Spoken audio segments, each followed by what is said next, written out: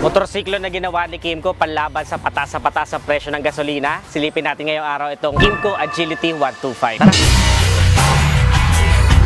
So pinaka nagustuhan ko dito na Edices talaga is kapag binili mo siya, meron na siyang kasama na top box. Ayan no. Meron din siya kasama na backrest na. So yung angkas natin Edices, sobrang useful talaga niyan kasi kapag ka nakaangkas sila, meron na silang sandalan. Usually kasi Edices yung mga pillion ride kapag ka umaangkas yan, minsan nakakatulog yan sa biyahe. So kung may sandalan na ganyan, una sa lahat hindi na sila umarangkada ka, hindi sila may iwan na gano'n. So meron silang sandalan dito, may support sa pinaka lower back natin. At the same time, is mas comfortable sila kahit mahaba yung biyahe. Kung mapapansin ninyo yung pinaka-position ng pillion ride natin Edices, mas mataas siya dun sa pinaka-rider. So hindi kayo nag-aagawan ng paningin. So nag-e-enjoy siya sa biyahe kasi nakikita niya rin yung nakikita mo, yung paligid. So kaya mas mataas yung pinaka-pillion ride natin. Ang pinaka-concern lang naman nila Edices is kung kayad ba daw nito sa akyatan. Kasi kung mapapansin niyo yung engine niya Edices is specifically made talaga para matipid sa gasolina. Kaya nga ang pangalan niya is Agility Eco. Kasi yun yung pinaka-hinahatid niya. Ito yung fuel consumption niya Edices. Ayan yung pwede natin i-expect sa pang everyday. At napansin ko nga siya kasi for about 2 weeks na ginagamit ko siya, halos hindi gumalaw yung pinaka fuel tank niya, yung pinaka bar dito. Fully digital yung meter panel natin Edices. Meron na din siya orasan, tapos RPM indicator meron na rin. Binuksan natin, oil service, lalabas yan kapag kailangan na, at saka high beam and low beam. Wala siyang passing light. Dito ang kill switch niya Edices. Dito. Yung side stand niya, walang kill switch. So tingnan mo, kahit naka side stand yan na ganyan, pwede ko pa rin yan na-start. So, yung mga motorsiklo kasi nowadays Edices, kapag ka naka-side stand, automatic naka-kill switch na. So, itong isang to, wala pa siyang ganong feature. Pero sa katunayan, meron akong napaggamitan sa kanya ng tama. Kasi every time na umuwi ako, tapos nagsa-side stand ako ng motorsiklo, hindi namamatay yung engine niya. Kaya yung headlight natin, hindi masyado kumukonsumo sa baterya. So, mas tumatagal yung battery natin in the long run. Usually kasi Edices, nangyayari kapag ka may kill switch sa side stand, sa mga scooter na testing ko, is minsan, bubuksan natin yung gate o kaya minsan iiwanan natin naka-open pa yung pinaka-headlight nagko-consume din niya na battery. So ito isang to Edices, naka-start pa rin yung engine. So patuloy pa rin yung karga niya doon ng baterya pero hindi na di-discharge. Sa test drive naman Edices na tinesting ko to, mabait talaga yung makina niya. Ang pinaka-concern lang nila is kaya daw ba sa akyatan. So nitong February ngayong taon is pumunta tayo ng Taiwan. Nakita ko puro Kymco yung mga motorsiklo doon. At kahit doon sa mga bundok na pinuntahan natin sa high mountains, yung snow mountain na nga tawagin nila kasi sobrang taas, nag-i-snow na. Kayang-kaya ng mga ganitong kaliliit na motorsiklo. Tsaka napansin ko kaya ganito kaliit yung motorsiklo nila sa ibang bansa kasi para madali lang ibalandra or i-park dahil maliit na isla nga lang yung Taiwan. So madali lang siyang i-park. Pero kahit maliit na motorsiklo to, ipapakita ko sa inyo. This is 19 inches na maleta. So ito napansin ko sa kanya, kasyang-kasya siya dito sa pinaka-legroom niya. Ganun kalawak yung legroom niya Edices. Kasyang-kasya ang isang maleta na malaki. Mid-size to hindi ito yung pwedeng i-hand carry na maleta. Ito yung medyo mid-size na maleta, pang check-in baggage na maleta na yan. So kung magta-travel kayo sa airport, yung maleta nyo Edices kahit naka-motorsiklo lang kayo, pwede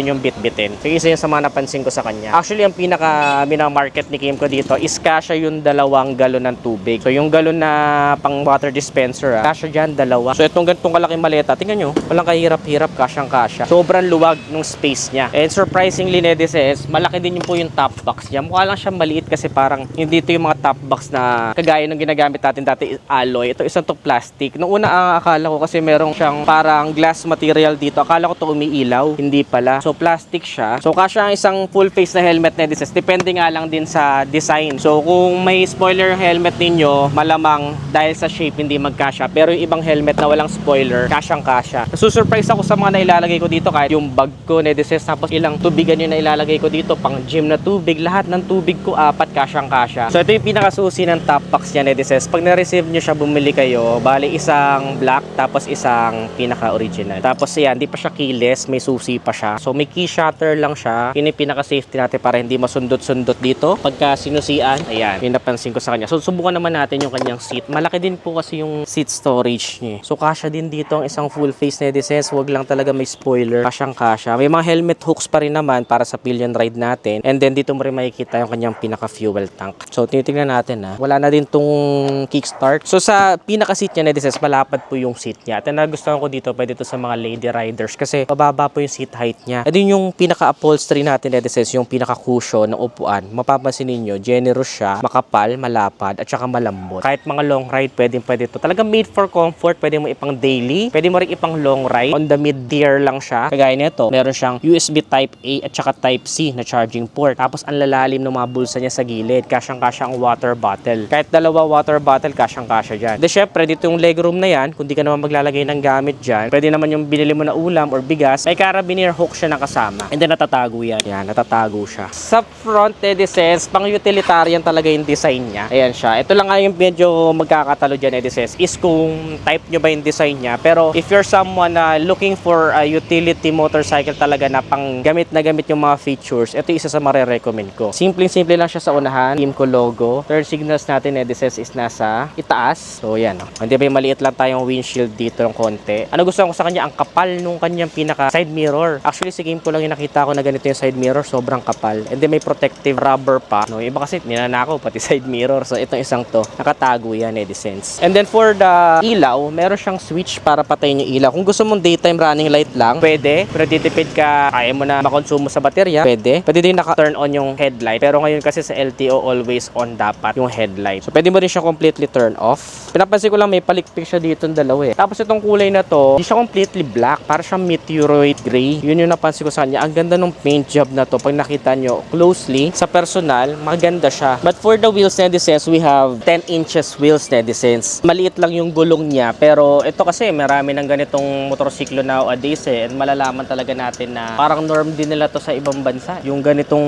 size eh, for acceleration. Kung sakali man, Nedises, na magpapalit tayo ng gulong in the future, I highly recommend to use Beast tires. Kasi yan yung sigurado natin na matagalan, budget friendly, at maganda yung traction sa kalsada. Pero in fairness, disc brake sa unahan at saka dual pot caliper. So telescopic fork suspension sa unahan. And then for the design, Nedises, punta tayo dito sa may bandang gilid. Wala siyang mga decals na loud. Very minimalist lang, which gives it a premium look. So agility emblem tayo dito, naka-emboss yan. And then echo na parang gel rubber dito sa may bandang gilid. Pillion raise step natin, Nedises, iba si Kimco eh. Babalik mo lang siya na ganyan. May certain angle yan. Kailangan you have to push it para bumukas. So yun yung napansin ko sa ano niya. Mas madali. Isa susungkit-sungkitin mo pa, 'di ba, para sa pillion ride mo. Sisipain mo na lang kung nakasakay ka na ganyan. Sisipain mo na lang na ganun. Bumukas na, 'di ba? Dito naman sa unahan, Nedises, clear lang 'yan, 125 na sticker lang dito. Just an indicator para sa displacement niya.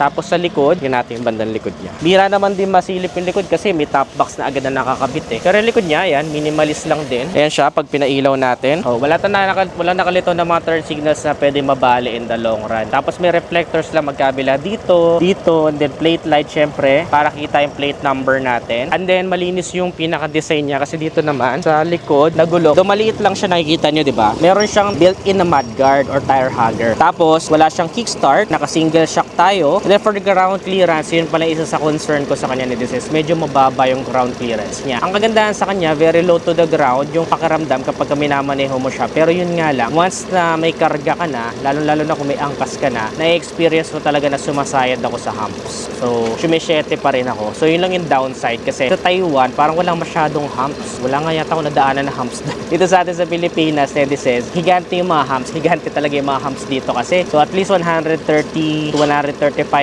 millimeters na ground clearance dapat para hindi sumayad. So yun lang yung isa sa mga napansin ko sa kanya na points for improvement. Pero kapag ginagamit mo naman na makakasanayan mo na, saglit lang naman dumaan sa humps eh. Yun lang yung isa sa mga concern ko. And then syempre, kung magkakaroon ng baha, pag nagtag-ulan na, mababa din yung. So kahit anong motorsiklo naman, pagka inabot na air filter, wag na natin ituloy, di ba? Yun lang yung ilan sa mga points for improvement. So lahat naman ng motorsiklo, walang perfect. For the engine, Nedises, meron tayong 4-stroke na naka-air cooling system kaya wala na kayong problema sa pag-maintain ng coolant level kasi air-cooled naman siya. So anything less than 200cc is compatible with air cooling system. And then naka-single cylinder tayo and FI na siya syempre. It can produce 10.2 Newton meters of maximum torque and 7 kilowatts of maximum power na ba, Nedises. Yung fuel tank capacity natin is 9 liters. Diba? Kaya sinasabi ko sa inyo, panlaban talaga to sa patipira sa gasolina, Nedises. Ang laki ng pinaka-fuel tank niya. Sumasabay talaga sa mga malalaking motorsiklo na 160cc, 155cc, masabay talaga. Biruin mo, 53 kilometers per liter ba naman yung kanyang pinaka-fuel consumption, di ba? Napakatipid niyan. Ang layo ng mararating mo para maubos mo yung 9 liters na fuel tank capacity na yan. So 760mm yung seat height, kaya abot ng short riders, and then 119 kilograms naman yung kanyang weight. Medyo may kabigatan nga lang siya Nedisys para sa 125cc. Pero yung storage niya Nedisys, itong top box, ang dami mo talaga mailalagay. And then disc brake sa unahan at disc brake din pala to sa likuran. Unahan at likod, disc brake. Panis talaga. Ito yung tipo ng motorsiklo na gagamitin mo na lang, sasakyan mo na lang. Walang kaarte-arte. For the handling Nedisys, super easy lang naman ng handling niya. Wala ko halos paninibago. Sanay kasi ako sa mga 10 inches wheels Pero kung sanay kayo sa 14 inches wheels, may konting paninibago, mararamdaman nyo siya. Pero pwede sa beginners. Easy to manage lang siya. Beginner friendly. And ayun nga, my height is 5'4". Tignan nyo yung pinaka seat height niya. Titindig natin. Abot na abot Ito yung nagustuhan ko sa kanya. Abot na abot. Kahit may CBS po yan. Abot na abot siya, Nedisys. Tapos, syempre, mabait lang yung torque niya yan. Mapapansin niyo.